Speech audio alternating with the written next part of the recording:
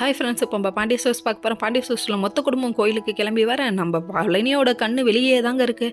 என்னப்பா பொண்ணு வரலையேன்னு சொல்லிட்டு பார்க்குறியான்னு சொல்லிட்டு எல்லாரும் கலாய்க்க ஆரம்பிச்சிட்டாங்க. அதுக்கப்புறம் பார்த்தா வரவங்கலாம் ஒவ்வொருத்தரும் எங்கள் பொண்ணு வீட்டிலேருந்து யாரையும் காணும் அப்படின்னு சொல்லி கேட்க வந்துக்கிட்டே இருப்பாங்கன்னு சொல்லிட்டு இருக்காங்க.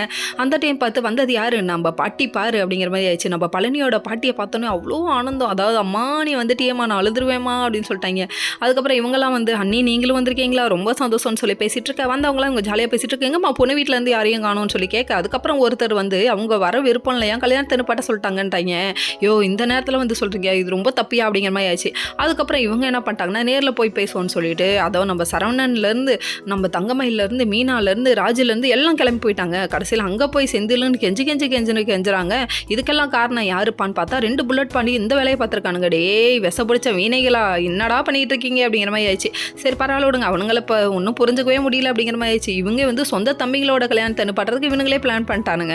அதாவது அங்கே வந்து வேலைக்காரனாக இருக்கான், சொத்தில் பங்கு தர மாட்டாங்க. அப்போ சொத்துக்கு ஆசைப்பட்டு தான் நீ கல்யாணம் பண்ணிக்கணும். அட பக்கி பயவுலைகளா, ஏன் அப்படி இருக்கீங்க, இது கேரண்டி வாரண்டி ஷுவாரண்டி எல்லாத்தையும் கொடுத்தா நீ கண்டிப்பாக கல்யாணம் பண்ணிப்பல அப்படிங்கிற மாதிரி ஆயிடுச்சு. அதெல்லாம் ஒன்றும் வேணாம், அங்கே வந்து பேசுங்க, எங்கள் அப்பா சொத்து கொடுப்பாரு அப்படின்னு சொல்லி சரவணன் சொல்ல, உங்கள் அப்பா சொன்னாலும் பரவாயில்ல நீங்களாம் ஒத்துக்குவீங்களான்னு சொல்லி கேட்குறாங்க. ஏமா பச்சை பிள்ளைங்கம்மா, அது பால் வண்ணம் மாறாத பிள்ளைங்கம்மா, அந்த பிள்ளைங்களை பார்த்து என்ன கேள்வி கேட்குற அப்படிங்கிற மாதிரி ஆயிடுச்சு. பொண்ணுக்கு பிடிச்சிருக்கு, நீங்கள் தடையாக இருக்கீங்களேன்னு சொல்லி மீனா கேட்க, பொண்ணுக்கு பிடிச்சிருந்தாலும் நாங்கள் சொல்கிறது தான் வேதம் வாக்கு உறுதி எல்லாம் அப்படிங்கிறாங்க. இப்படி தாங்க நாட்டில் முக்கால்வாசி பேர் பிள்ளைங்களுக்கு பிடிச்சிருக்கான்னு பார்க்க மாட்டேங்கிறாங்க, சொத்து பத்தை பார்த்து கொண்டு போய் கவுத்து விட்றாங்க. அப்புறம் ரொம்ப ஃபீல் பண்ணுறாங்க. ஓகே ஃப்ரெண்ட்ஸ், நெக்ஸ்ட் வீடியோவில் பார்ப்போம்.